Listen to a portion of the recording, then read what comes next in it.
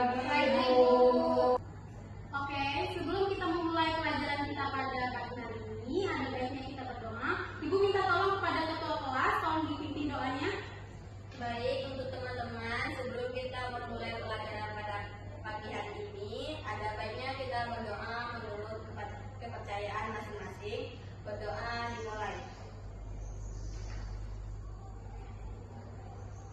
Berdoa selesai. Sebelumnya Ibu akan ambil absen terlebih dahulu ya.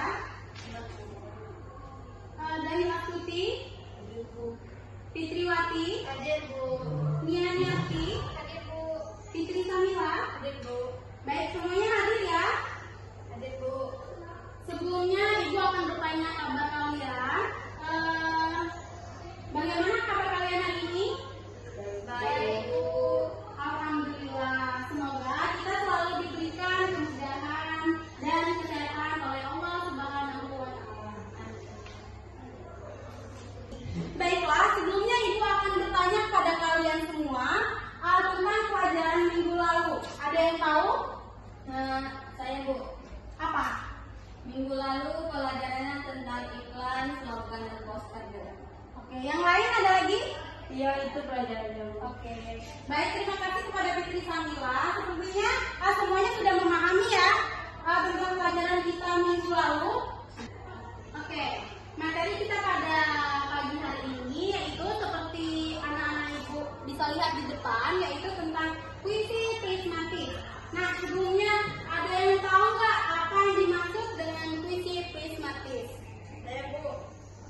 Silakan Fitri Samila. Menurut saya, puisi pragmatis yaitu puisi yang menggunakan hiasan atau lambang dalam kalimatnya.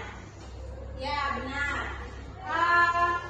Biar lebih jelas, Ibu akan menjelaskan apa itu puisi prismatis.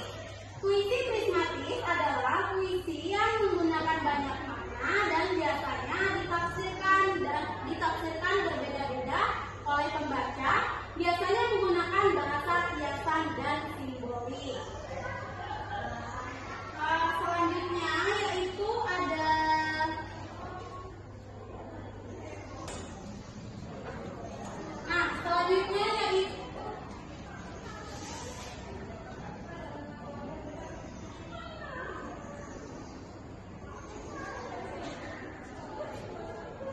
selanjutnya yaitu ada ciri-ciri puisi prismatis. Yang pertama yaitu ada multi makna. Di antara anak Ibu semuanya, ada yang tahu apa yang dimaksud dengan multi makna? Enggak, Bu. Oke, baik.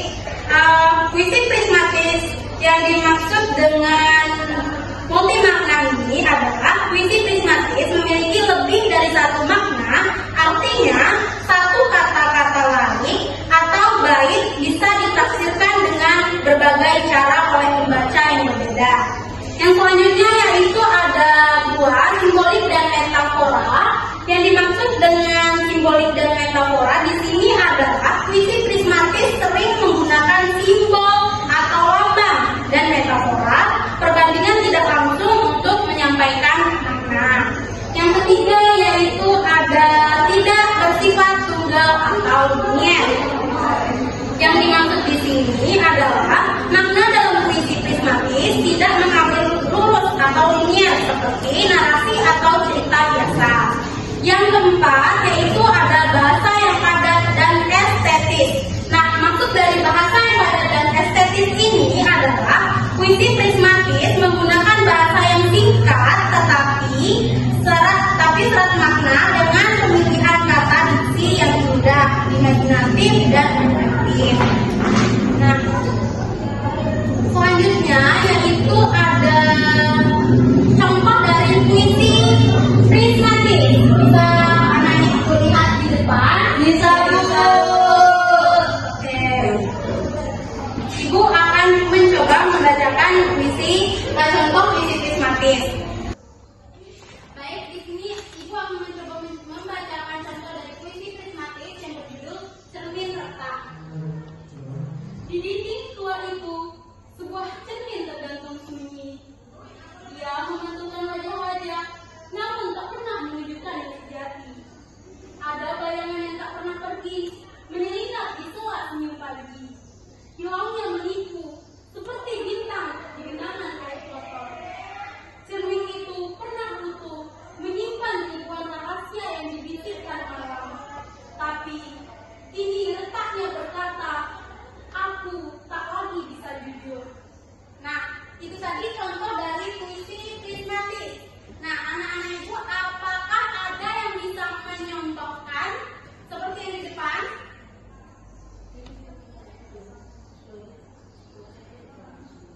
Ada? Kalau ada, bisa ajukan tangannya.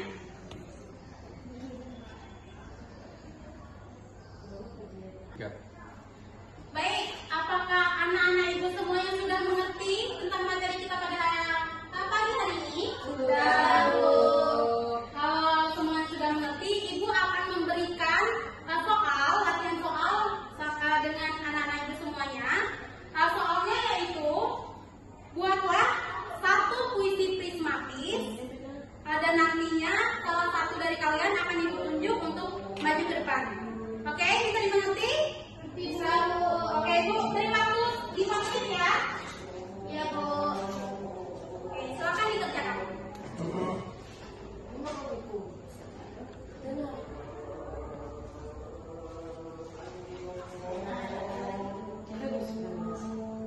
Benda mana minum loh, benda. Kalian itu bang.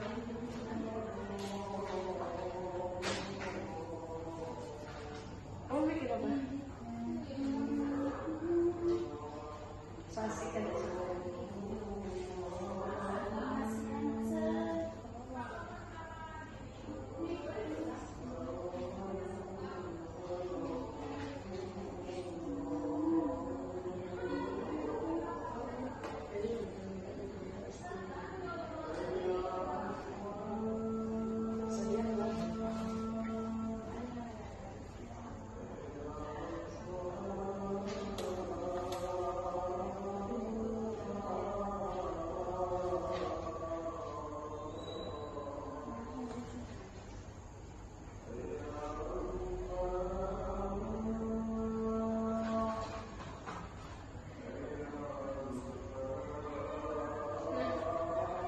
Sudah semuanya? Sudah, Bu. Oke, ibu minta kepada Dayu Astuti untuk membacakan puisinya di depan. Ya, Bu. Gue sama dia.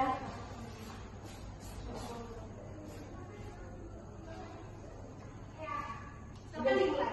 Ya, Bu. Surat dari hujan. Tiap tetesan mengetuk seperti kenangan yang belum reda.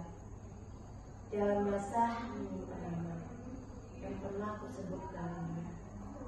Sudah, Bu. Sudah. Iya. Oke, beri tepuk tangan dulu dong untuk Oke, dan dari Dayu kan udah. Nah, ibu minta satu orang lagi untuk membacakan puisinya di depan. Ibu minta kepada Fitriwati untuk membacakan puisinya. Baik, Bu.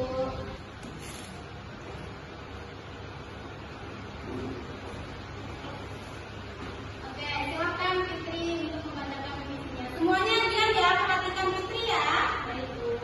Baik, di sini saya akan membacakan puisi saya, yaitu tentang bayang di ujung senja. Langit meneguk cahaya dalam bulan waktu yang indah. Senja menarik tutup mata, mengisi rindu yang tak pernah selesai. Langkahmu jejak yang mengembang antara nyata dan bayang, meninggalkan warna yang tak bernama di kanvas hati yang terus basah. Rumbu-rumbulan, tapi tidak dengan harapan itu.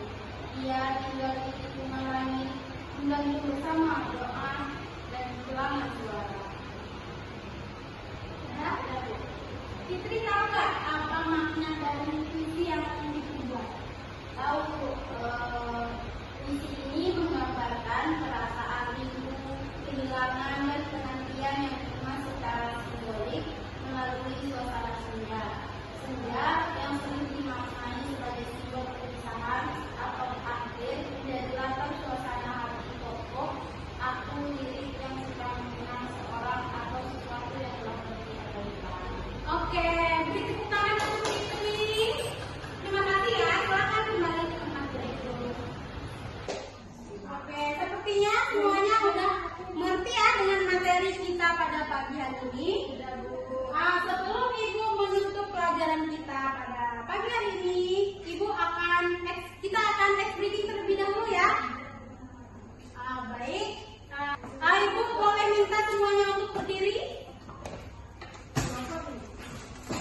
Oke. Baik, ada yang mau tepuk cheese? Enggak, Bu. Oke, jadi gini. Cheese, cheese, double, double, boom, boom, coki, coki, yes, yes. Baik, semuanya kita reading dulu ya. Tepuk cheese. Cheese, cheese, double, double, boom, boom, coki, coki, yes, yes. So what gitu loh. Kita ulangi sekali lagi. 1, 2, 3. Cheese, cheese, double, double, boom, boom, coki, coki, yes, yes. So what gitu loh. Oke, Udah. baik, dari materi kita hari ini, di antara kalian apakah ada yang bisa menyimpulkan?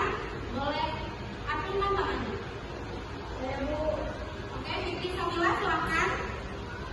Baik, dari materi kita pada hari ini, saya dapat kesimpulan tentang pembelajaran fungsi pragmatis, yang mana pada pembelajaran fungsi ini secara pragmatis menekankan bahwa fungsi tidak hanya dipahami sebagai karya sastra yang indah secara estetika, tetapi juga sebagai sarana komunikasi, yang mana memiliki tujuan, manfaat, dan fungsi praktis bagi pembacanya, Bu.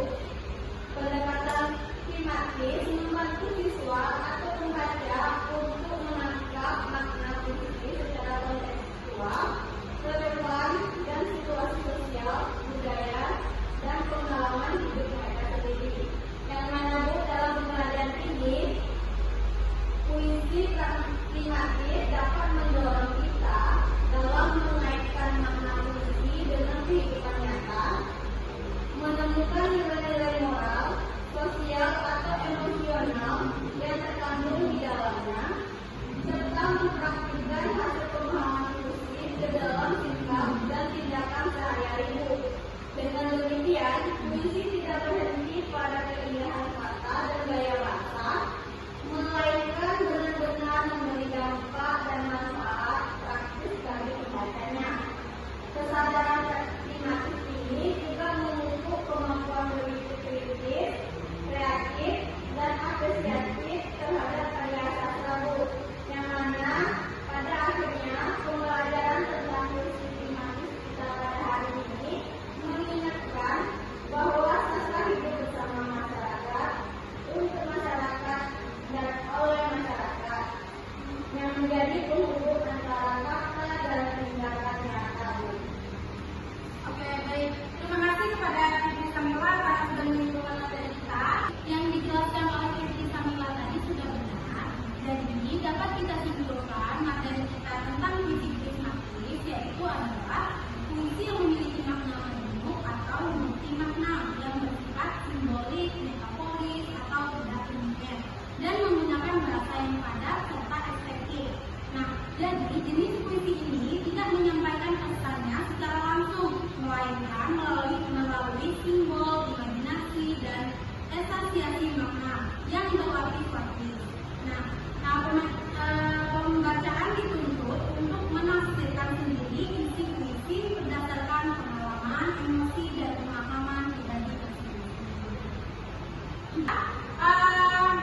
Semuanya sudah mengerti ya? Apakah ada yang ingin bertanya? Saya, Bu. Oke, Nia, silakan. Pertanyaannya, Bu, apa sih yang menjadi ciri khas dari fungsi prismatis, Bu? Oke, pertanyaan yang bagus. Jadi, yang menjadi ciri khas dari fungsi prismatis ini adalah dia itu bersifat multisimbolik. Yang artinya, fungsi prismatis menggunakan berbagai unsur makna, baik makna dari segi bumi, bentuk, maupun visual. Apakah mengerti? Bu. Oke, anak-anak itu semuanya, sekian materi kita pada pagi hari ini. Adakah yang ingin ditanyakan? Tidak. Baik, sepertinya anak-anak itu semua sudah mengerti ya materi kita hari ini. Sebelum Ibu mengakhiri pelajaran kita pada pagi hari ini, ada baiknya kita berdoa. Ibu minta tolong kepada ketua kelas untuk memimpin doanya. Baik, untuk teman-teman, marilah kita berdoa menurut keyakinan masing-masing. Berdoa dimulai.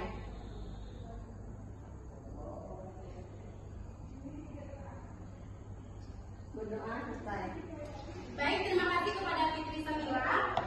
Sekian materi kita pada pagi hari ini. Semoga kalian semua dapat memahami materi kita ya. Sekian. Assalamualaikum warahmatullahi wabarakatuh. Waalaikumsalam warahmatullahi wabarakatuh. Behind the scene. Baik, ada yang bisa terkunci? Gak ada, Bu. Oke, jadi gini.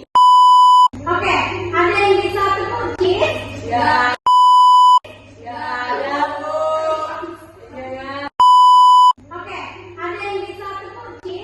Gak ada, Bu. Baik, semuanya kita reading dulu ya.